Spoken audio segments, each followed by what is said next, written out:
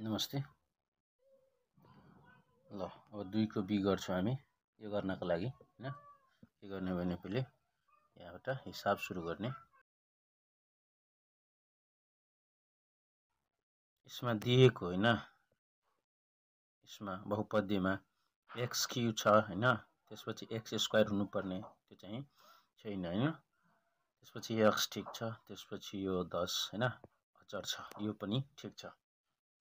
यसलाई के गर्ने भने x cube minus 0x square minus 3x plus 10 लेख्न मिल्छ है। मैले लेखे। ल डिभिजर dx भनेको डिभिजर हो हैन, केले भाग गर्ने भने x + 1 ले। त्यसैले यो x + 1 डिभिजर भयो।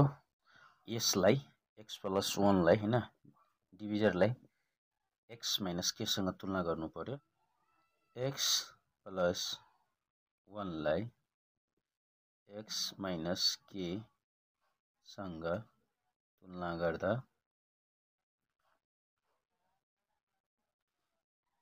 k = कति हुन आउँछ -1, किनकि यहाँ प्लस छ यहाँ माइनस छ हैन।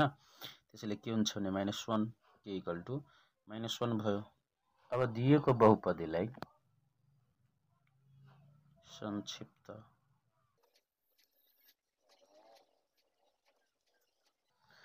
संक्षिप्त भाग विधिको संरचनामा बहुपद र भाजक हैन लाई लेख्दा भाजक के छ? भाजक छ x + 1। यसलाई के गर्ने भने हामी यसको संरचनामा लेख्ने। संरचना के हुन्छ भने सबैको कोएफिसिएन्ट लेख्ने। पहिले x को कोएफिसिएन्ट हैन गुणांक x स्क्वायर को गुणांक x को गुणांक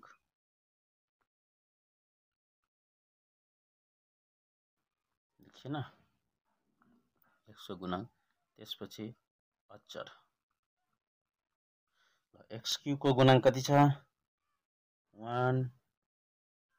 यसको छैन, हामीले 0 राखेको थियो यहाँ हैन 0। x को गुणांक -3 अचर के रहेछ भने 10। यहाँ के लेख्नु पर्छ k को भ्यालु हैन -1 लाई के गर्ने जस्ताको त्यस्तो तल सार्ने। अब यो दुईटाले मल्टिप्लाई गरेर यहाँ लेख्ने हैन।